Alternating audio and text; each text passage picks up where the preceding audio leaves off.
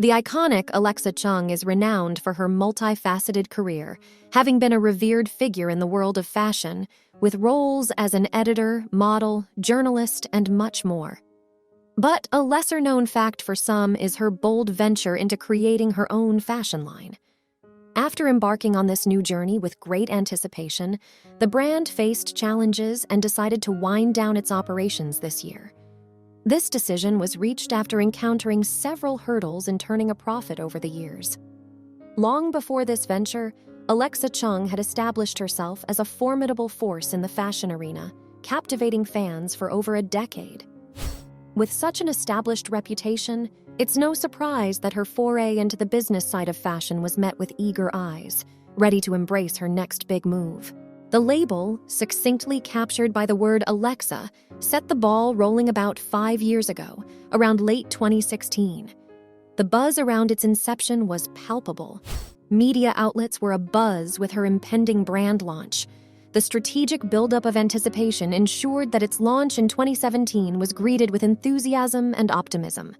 Their inaugural collection, showcased during the pre-fall 2017 season, was fueled by significant backing from the private equity firm Pembroke VCT and P.T. Dubbins, a seasoned investor and the co-founder and managing partner of Oakley Capital Private Equity.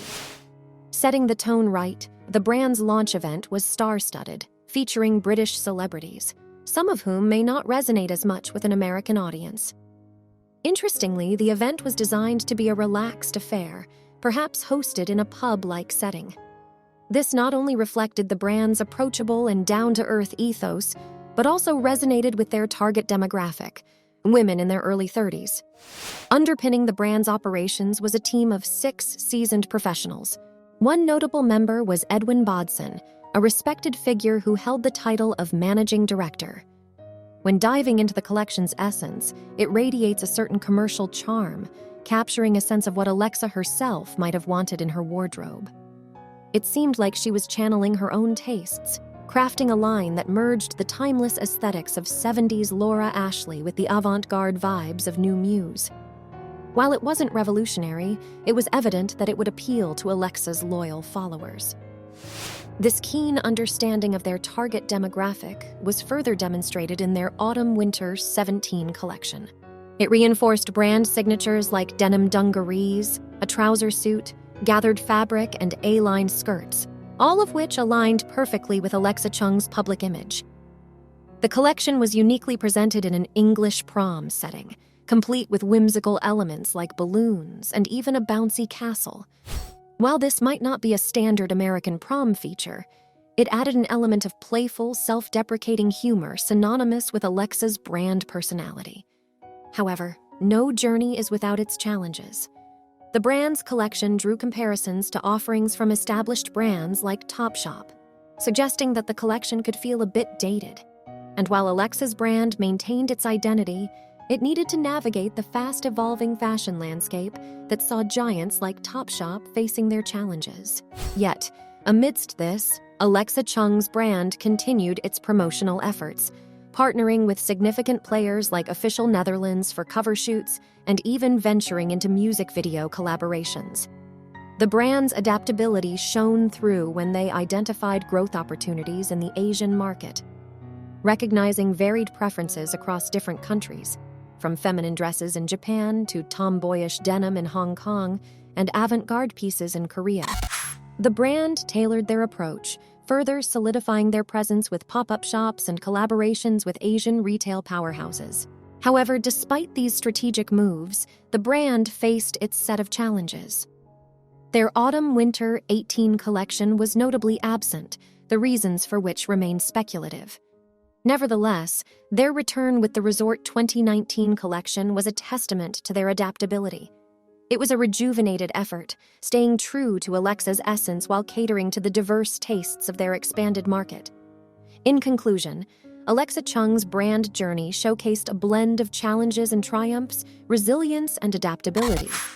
Through its various collections, the brand attempted to balance commercial appeal with creative innovation, all while staying true to the unique ALEXACHUNG essence that fans worldwide have come to adore. From the outset, I felt that much of Alexa Chung's fashion evolution seemed driven primarily by sophisticated styling techniques. Even when the individual fashion pieces maintained a consistency in design or structure, the presentation of these pieces was transformed in a way that made them exhilarating to behold. However, even with this evocative touch, most didn't find them compelling enough to race online and place orders before the stocks ran out. That said, let's give credit where it's due. Alexa Chung is a formidable force in the fashion industry. Her influence cannot be understated, and I believe her loyal following would generate decent sales regardless of whether her collections appealed to a broader audience or not. Let's dive into one of her collections. Its inspiration stemmed from a dystopian future, an interesting narrative where individuals crafted their garments from available materials, cultivated their own sustenance, and navigated the intricacies of self-sufficiency. This thematic approach was powerfully evident not only in the collection itself, but also in the ambiance of the show. The eerie atmosphere of the King's Cross setting, coupled with the eclectic choice of fabrics, resonated deeply with this vision. One could identify this distinct fabric amalgamation as a recurring theme, distinguishing the collection. Coupled with other brand signatures discovered after in-depth consumer research, the assortment was a wonderful blend of classic Alexa Chung graceful dresses, chic blouses, tomboyish denim tees, and a spattering of imaginative pieces. This innovative fabric design could definitely be added to the characteristic Alexa Chung lineup. Yet, regardless of the brand's growing creative recognition, by the close of 2019, the financials painted a different story. Reports indicated a loss amounting to $2.3 million since its inception 2 years prior. This decline came as a surprise considering the notable improvements in the subsequent collections. However, the brand showed resilience. An investment boost of $1.7 million was received, prompting a pivot in their marketing strategy. Emphasis was laid on exploiting the charm and personality of Alexa Chung herself. This strategy was executed across social media platforms, including YouTube, where they delved into fashion and makeup content. The active engagement paid off, with their subscriber count crossing the 100,000 mark in just a few months. This undoubtedly bolstered their outreach and, to a certain extent, their sales. Another intriguing venture was the brand's collaboration with the iconic British label Barbour. They released an eclectic collection comprising 7 outerwear items, 3 tote bags, and a distinctive bucket hat. This ensemble was far more compelling than her mainline offerings. The Barbour collaboration breathed fresh life into classics, presenting them in an avant-garde fashion. Alexa Chung's growth as a designer was evident, and this collaboration was a testament to her evolving style. Interestingly, unlike her mainline collection, the Barbour collaboration was not an instant release but was showcased in 2019 for a mid-2020 release. This provided ample room for gauging demand, aiding in stock planning, a strategy clearly more fruitful than the instant release model. Their confidence in the collection's success was palpable, with dedicated points of sale and an exclusive label, the emblematic lighthouse from Barbour's archives.